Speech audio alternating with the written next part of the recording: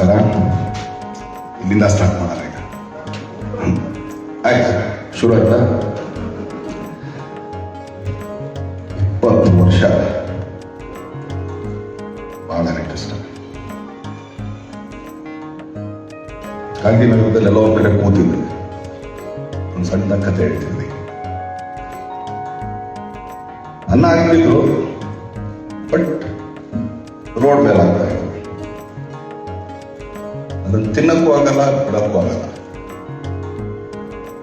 ಯಾಕಪ್ಪ ಇವಳು ಹಿಂಗೆ ಕೂತಾನೆ, ಅನ್ನ ಹಾಕಿದ್ರೆ ಬಟ್ ಇದಿಲ್ವಲ್ಲ ಅಂತೇಳಿ ಅವತ್ತು ರಾಮಮೂರ್ತಿ ಸರ್, ರಮೇಶ್ ಸರ್ ಒಂದು ತಟ್ಟೆ ಕೊಟ್ಟರು. ಇವತ್ತು ಅದೇ ತಟ್ಟೆಯಲ್ಲಿ ಊಟ ಮಾಡ್ತಾರೆ. ಅಲ್ಲಿಂದ ಶುರು ಆಗಿದ್ದು.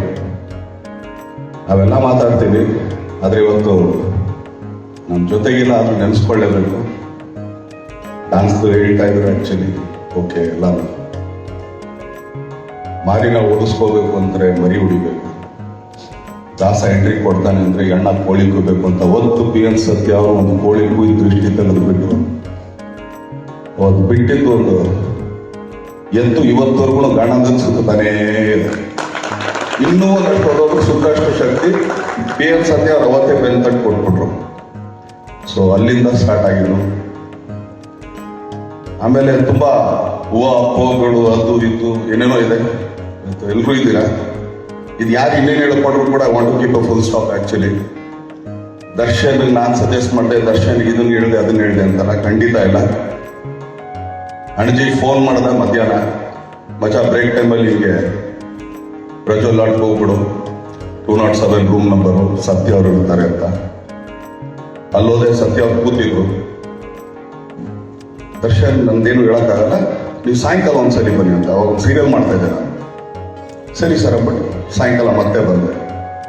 ಹಾಗಾಗಿ ನಮ್ಮ ರಾಮಮೂರ್ತಿ ಸರು, ರಮೇಶ್ ಸರು, ಇನ್ನವರೆಲ್ಲ ಸ್ನೇಹಿತರು. ಆ್ಯಕ್ಚುಲಿ ಅದರಲ್ಲಿ ಈಗ ನೀವು ನಾನೇ ಅಂತ ನೋಡ್ತಿದ್ರೆ ಅದರಲ್ಲಿ ಒಬ್ಬರು ದೊಡ್ಡ ಮೀಸೆ ಬಿಚ್ಚು ಮಾಡಿದ್ದಾರೆ, ನಂದಿ ಅಂತೇಳಿ. ಅವರು